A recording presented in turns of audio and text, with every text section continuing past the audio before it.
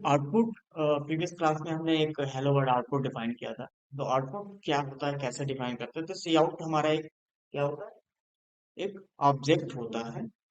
और इस ऑब्जेक्ट के थ्रू एक साथ हम एक स्ट्रीम इंसर्शन ऑपरेटर का यूज करते हैं, जिसके साथ मैं आउटपुट देता हूँ।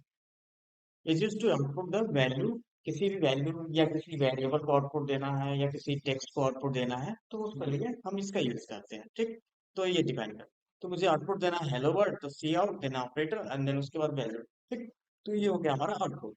तो आउटपुट कैसे हम किस तरीके से डिफाइन कर सकते हैं, तो हम एक प्रोग्राम बना लेते हैं। मैंने लिख दिया यहाँ पे D1 डॉट सी, और यहाँ पे मैंने लिख दिया हैज इंक्लूड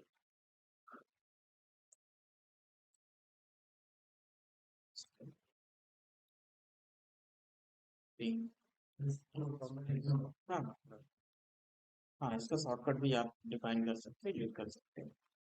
जैसे मैंने यहाँ पे लिख दिया मेन। ठीक, ये आपका रिक्वायर्ड नहीं, ये इसको बोलते हैं एक तरह से, ये जो आप लिख देख रहे हो इंटीजर आर्गुमेंट्स, ये तो एक कमांड लाइन आर्गुमेंट्स होते हैं।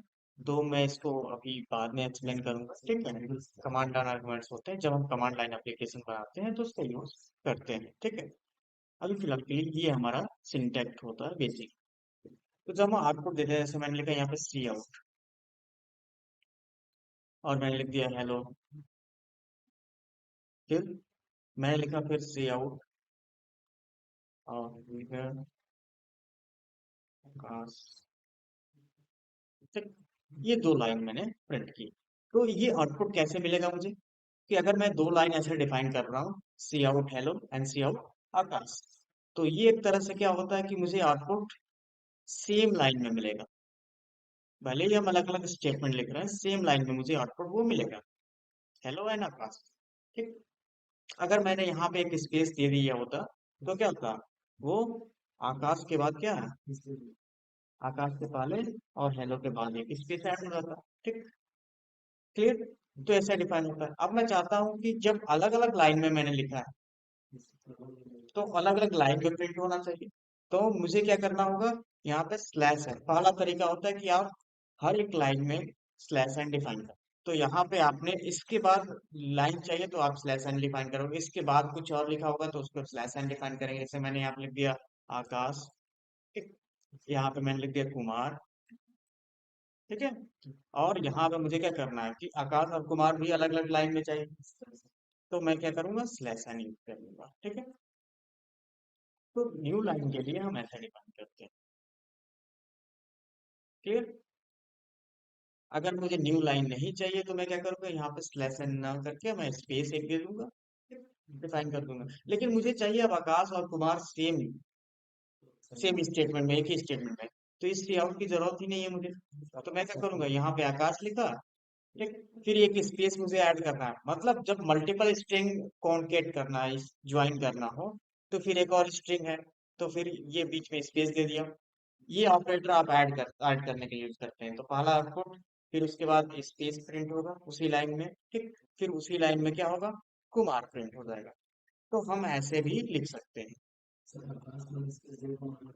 हाँ, वैसे भी कर सकते हो आप, यहाँ पर भी स्पेस कर सकते हो, यहाँ पर भी स्पेस कर सकते हो। ठीक है, तो ये चीज ऐसे हम अगर मल्टीपल स्ट्रिंग ऐसे अलग अलग है तो ऐसे ज्वाइन कर सकते हैं, एक साथ है तो एक साथ भी जैसे ऐसे लिख सकते हैं। ठीक है, हेलो,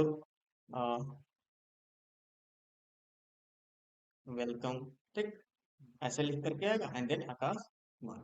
तो यहाँ पे स्लैश एन दिया तो ये हेलो और वेलकम पहली लाइन में आएगा, दूसरी लाइन में उसका नाम आएगा। ठीक, तो इस तरीके से हम आउटपुट दे सकते हैं, डिफाइन कर सकते हैं। ठीक है, लेकिन कभी कभी क्या होता है कि हम स्लैश एन की जगह पे एक अलग से कीवर्ड यूज करते हैं, जिसको इंडियन ऑब्जेक्ट बोलते हैं। तो यहाँ पे स्लैश एन को आप ऐसे दे सकते हो। ठीक है, लेकिन अगर स्लैश एन की जगह पे एक इंडेल मैनिपुलेटर होता है, उसको भी यूज कर सकते हैं। ठीक है, तो उसकी जगह पे क्या, जैसे मैंने यहाँ स्लैश एन मुझे नहीं देना, मैंने यहाँ पे दिया insertion operator string, and then उसके बाद मैंने इंड एल।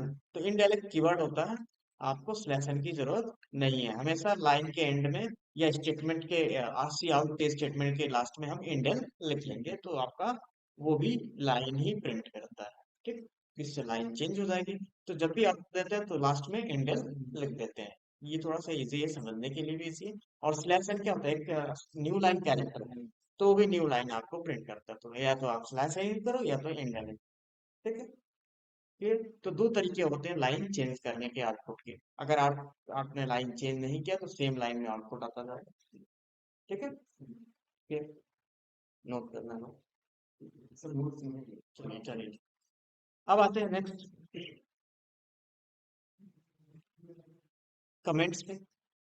कमेंट्स हम डिस्कस कर रहे हैं, तो कमेंट्स क्या होते हैं?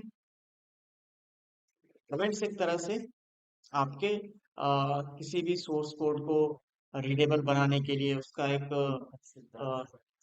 हाँ, उसको प्रेजेंटेशन के लिए, उसको एक तरह से कर सकें, उसकी डॉक्यूमेंटेशन या उसको एक्सप्लेन करने के लिए हम यूज करते हैं। ठीक है। तो दो तरह के कमेंट्स होते हैं, single line and multi line. सबसे पहले हम समझते हैं सिंगल लाइन क्या होती है। सिंगल लाइन क्या होता है कि अगर मैं यहाँ पे चाहता हूँ तो मैंने लिख दिया यहाँ पे प्रिंट गेटिंग मैसेज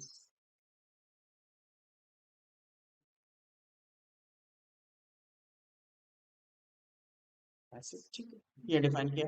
कमेंट हम लाइन के लास्ट में भी ऐसे लिख सकते हैं, हेलो मैसेज। ठीक, ऐसे दे दिया। फिर हम इस लाइन को अगर हम कमेंट करते हैं तो हम कोड को भी कमेंट कर सकते हैं। तो कोड को अगर कमेंट करेंगे तो वो आउटपुट नहीं मिलेगा, केवल हमको हेलो वेलकम मिलेगा आउटपुट। तो इस तरीके से हम डिफाइन कर सकते हैं, किसी भी कोड को भी कमेंट कर सकते हैं। अगर वो कोड कमेंट हो जाता है तो वो एक नॉर्मल टेक्स्ट की तरह से डिफाइन होता है। लेकिन कभी कभी क्या होता है कि मुझे मल्टीपल लाइन कमेंट लिखने होते हैं।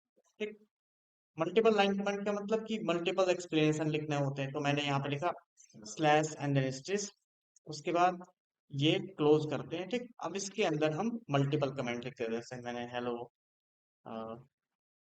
This is multi line comment. ठीक, तो ये आपका मल्टी लाइन कमेंट होता है। ठीक है, तो ये मल्टी लाइन कमेंट है जो कंपाइलर के थ्रू इग्नोर कर दिया जाता है। ठीक है, तो अगर मुझे कमेंट ऐसे लिखना है तो कमेंट ऐसे लिख सकते हैं, साइड में भी लिख सकते हैं, जहां स्टेटमेंट क्लोज हो रहा है वहां से हम लिख सकते हैं। लेकिन अगर स्टार्टिंग में डबल स्लैश दे दिया तो पूरी लाइन कमेंट। तो यहाँ से आप लिखोगे तो इस लाइन पे कोई फर्क नहीं पड़ेगा, ये वाली लाइन। ठीक, लेकिन अगर यहाँ पे डबल स्लैश दे दिया तो ये पूरी लाइन कमेंट। ठीक, कमेंट लिखना हो तो इसके बाद लिख सकते हो। हाँ, डबल स्लैश होता है, इसको क्लोज करने की जरूरत नहीं है, क्योंकि ये एक सिंगल लाइन को कवर करता है। तो यहाँ पे क्लोजिंग का नहीं होता, यहाँ पे बस स्टार्ट डबल स्लैश से करते हैं, उसके बाद एक लाइन हम कमेंट लिख सकते हैं, इसको क्लोज नहीं करते। और इसको स्टार्ट एंड डिफाइन करना होता है ना, कि मल्टी लाइन है तो कहाँ से स्टार्ट हुआ कहाँ बंद हुआ, उसको हमको क्लोजिंग देना जरूरी पड़ता है। ठीक है, और सिंगल लाइन में इसकी जरूरत नहीं पड़ती है। ठीक है।